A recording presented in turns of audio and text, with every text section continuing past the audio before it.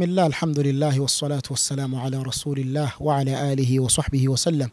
تجري مبياننا نزول الوحي على النبي صلى الله عليه وسلم ويشرق القرآن يشرق نويمان محمد صلى الله عليه وسلم. muri risomo rijyanye no gwishurwa kwa Qur'an mu bindi twigamo nibijyanye n'amasomo dukura ku mico yaranze intumwa y'Imana sallallahu alayhi wasallam, kuko ariyo wahawe Qur'an twagakwiye kugira ibyo tumwigaho byagakwiye kuturanga mu buzima bwacu. Iyo dusomye mu mateka dusanga ar-rasul sallallahu alayhi wasallam kana khuluquhu al-Qur'an, intumwa y'Imana Muhammadin sallallahu alayhi wasallam imico ye yari Qur'an gute? Ibyo Qur'an yategekaga nibyo byamurangaga mu mico ye, kadhalika nibyo yabuzaga yabigenderaga kure. Iziro ni nyigisha abayisilamu mu gihe dusoma Qur'an twagakwiye kwiga yuko ntabwo kuba abantu ba Qur'an bihagije kuyisoma gusa, ahubwo harimo no kwisanisha ku mico yaranze intumwa y'Imana sallallahu alayhi wasallam. Aho babajije Aisha radiyallahu anha umugore we baramubaza ngo kaifa kana khuluquhu, ese imico y'intumwa y'Imana yari imico imeze gute? arabasubiza ngo kana khuluquhu al-Qur'an, imico ye yari Qur'an. فإذا أردت أن تعرف الرسول معرفة دقيقة فعليك أن تفهم كلام الله. kugira ngo sobanukirwe intumwa y'Imana Muhammad sallallahu alayhi wasallam, umenye ubuzima bwe, umenye amateka ye, icyambere nuko usobanukirwa amagambo ya Allah ya Qur'an. Nuramuka usobanukiye Qur'an ibyanyabyo nibwo uzamenya ibyaranze ubuzima bwa Mtume Muhammad sallallahu alayhi wasallam. ولذلك niyo turi gusoma dusanga aya Mwenyezi Mungu Subhanahu wa Ta'ala avuga ati inna nahnu nazzalna adh-dhikra wa inna lahu lahafizun, ati mukuri twebwe nitwe twamanuye urwibutso Qur'an, ni natwe kandi twiyemeje kuzagira gute? Kuzarurinda. Fa hadhihi al-aya, iyi aya bamenye batafsiri bayivugaho bakavuga ngo tahaddi fi kayfiyati al-jam' wa tahaddi kadhalika fi kayfiyati al-khitab. Iyi aya ni nkaho igaragaza ngo nta ushobora, nubwo abantu twagerageza, nta wabasha gukusanya Qur'an nkuko ikusanyitse ngo agire ikindi yigana atuzanira igitabo kimeze nka Qur'an. Kadhalika n'uburyo Qur'an yaje iganiriza abantu, amategeko yayo uburyo yamanutse muri Qur'an nta wabasha kuyashyiramo nkuko Mwenyezi Mungu Subhanahu wa Ta'ala yabikoze. Walidhalika niyo mpamvu Allah Subhanahu wa Ta'ala mu yindi aya avuga ati la ya'tihi al-batilu min bayni yadayhi wala min khalfihi. Qur'an nta binyoma igira. Qur'an kubyo yavuze yewe nibizabaho yavuze nta na rimwe ishobora kubeshya. Ibyo yavuze ko byabaye nukuri, ndetse nibyo yatubwiye ko bizaba bitaraba nabyo nukuri bizaba. Tanzilun min hakimin hamid. Iyi aya rero ni ikimenyetso Mwenyezi Mungu ati tanzilun, Qur'an yamanutse min hakimin, ivuye kuri al-hakim. Al-hakim fi ahkami, umunyabugenge mu bijyanye n'amategeko yashyize muri Qur'an. Al-hamid huwa al-mahmud bi-thana'i alayhi li hadha al-kitab. Mwenyezi Mungu Subhanahu wa Ta'ala kandi ni nawushimwa mu kuba yaramanuye kino gitabo gihambaye cya Qur'an. فالقرآن معجزة خالدة ومنهج حياة. قرآن روني جتانغاز الله سبحانه وتعالى يدوها ينها أمة محمد صلى الله عليه وسلم كباري جتانغاز كذا هو وكذا كموسو يمروكا ومنهج حياة نينايوغا هوندا نزيما ياتوما بانوبا شكوبا هو بشيميونا الله سبحانه وتعالى. فالمعجزة بمن يفهم في بيانه نكوانغو قرآن ni معجزة kuri wa wundi usobanukirwa uyiga kayisobanukirwa kayicukumbura fi bayanihi wa fi badi'ihi wa fi balaghatihi wa kadhalika fi kadhalika fi iktishafatihi. Qur'an rero mu bijyanye n'ibisobanuro byayo, mu bijyanye na balagha uburyo yagizimiza, mu bijyanye n'ubugenge buyikubiyemo, mu bijyanye n'ibyo yavuze abantu bakavumbura yuko ari ukuri, Qur'an ni gitangaza muri ibyo byose. Wa kadhalika manhaju hayatin liman ya'ishu bih. Qur'an nanone ni gahunda nzima y'ubuzima kuri wa wundi wese uhisemo kugira gute kwiyitaho akabaho bijyanye n'ibyo imubwira. Mwenyezi Mungu Subhanahu wa Ta'ala muri Qur'an aragira ati law anzalna hadha al-Qur'ana ala jabalin, ati iyo iyi Qur'an tuza kuza kuyimanurira imisozi la ra'aytahu khashi'an mutasaddian min khashyati Allah, wari kubona imisozi igize gutinya gukomeye cyane igashwanyuka yose igahinduka ivumbi min khashyati Allah, kubera gutinya Allah Subhanahu wa Ta'ala.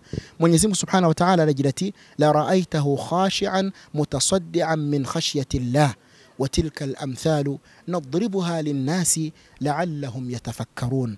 الله aragira ati kandi mukuri izo ni ingero duhereza abantu kugira ngo babashe gutekereza ku byo tubabwira. يعني دعوة من رب العالمين للتفكر في هذا القرآن العظيم.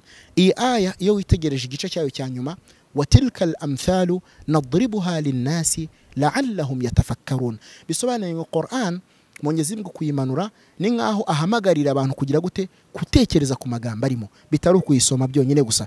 Balillahu yaqul, ni nayo mpamvu Allah subhanahu wa ta'ala avuga mu yindi aya agira ati afala yatadabbaruna alqur'ana am ala qulubin aqfaluha. Allah ati ese ntibatekereza kuri Qur'an cyangwa imitima yabo iradanangiye, imitima yabo ntibasha kumva ukuri guturutse kwa Allah subhanahu wa ta'ala. Mu yindi aya Mwenyezi Mungu akavuga ati afala yatadabbaruna alquran, ese ntibabasha gutekereza ku magambo ya Allah kuri Qur'an, walau kana min indi ghairi llahi lawajadu fihi ikhtilafan kathira. Mwenyezi Mungu ati kandi Qur'ani iza kuba yaraturutse ku wundi utari Allah bari kuyisangamo ukwivuguruza gukomeye cyane kandi kwinshi. Bisobanuye Qur'an kubera ko yavuye kwa Allah, ni nayo mpamvu ishobora kuba yahuriza abantu ku kintu kimwe, ikayobora abantu ku kintu kimwe cy'ukuri, ariko iza kuba yarazanywe n'undi utari Allah ntabwo abantu bari kubasha kuyihurizaho, ahubwo hari kubaho gutana no kuvuguruzanya cyane kubayisobanura. Fatahtaju ila mafatih litaftah litara al-ajaib lihadha al-kitab al-azim. Buri wese akeneye imfunguzo zimufasha kugira ngo abashe gufungura amenye ibitangaza n'ukuri kuri muri aya magambo ya Allah subhanahu wa ta'ala muri Qur'an. Mwenyezi Mungu niyo mpamvu mu yindi aya avuga ngo inna hadha al-Qur'ana yahdi lillati hiya aqwam. Mwenyezi Mungu ati mu by'ukuri iyi Qur'an iyobora abantu ku nzira itunganye kurusha izindi nzira zose. Inna hadha al-Qur'ana yahdi lillati hiya aqwam. Mu by'ukuri Qur'an iyobora abantu ku nzira nziza itunganye kurusha izindi nzira zose. Yani yahdi lillati hiya aqwam fi al-ahkam, yahdi lillati hiya aqwam في العقائد، يهدي للتي هي أقوم في الأخلاق، يهدي للتي هي أقوم في القصص، يهدي للتي هي أقوم في عالم السياسة، يهدي للتي هي أقوم في الأصول الاجتماعية، يهدي للتي هي أقوم في الأصول النفسية، كذلك في كل الأمور. Qur'ani mu bintu byose mu bijyanye n'umuntu washaka kugira imyizerere itunganye, Qur'ani yamuyobora inzira nziza kurusha izindi. Kuwashaka kumenya amategeko y'Ubuyisilamu nyabyo, Qur'ani yamuyobora inzira itunganye kurusha izindi. Kuwashaka kugira imyifatire n'imico myiza, kuwashaka kumenya ibijyanye na politike y'isi, ibijyanye na psychology, ibijyanye no kumenya ubumenya muntu, kubijyanye no kumenya gusobanukirwa ubuzima muri societe, muri buri kimwe cyose Qur'an iyobora abantu ku nzira itunganye. Fanahtaju ila i'adati ar-ruju'i ila kitabillah wal 'aishu ma'ahu hatta nafhama Rasulullahi sallallahu alayhi wa sallam. Dukeneye rero kugarura ibitekerezo byacu kuri Qur'an, tukayiga tukayisobanukirwa kugira ngo tumenye neza amateka yaranze intumwa y'Imana Muhammad sallallahu عليه وسلم، وحتى نفهم التغير الحقيقي، حتى التغير الذي حدث على رسول الله صلى الله عليه وسلم، kugira ngo turusheho gusobanukirwa niki cyadufasha guhinduka kwa nyako. Ese niki cyafashije intumwa y'Imana Muhammad sallallahu alayhi wasallam kuba yahinduka? Niki cyafashije abasahaba abasangiragendo bamtume kubasha guhindura ubuzima bari batuyemo fi Makkah wa fi al-Madina wa fi al-Jazira wa fi al-alam intilaqan min al-manhaj ala wa huwa al-Qur'an alladhi huwa baqin ila an yasha Allah. Niyo mpamvu Mwenyezi Mungu avuga ati wakadhalika ja'alnakum ummatan wasatan litakunu shuhadaa 'ala an-nas.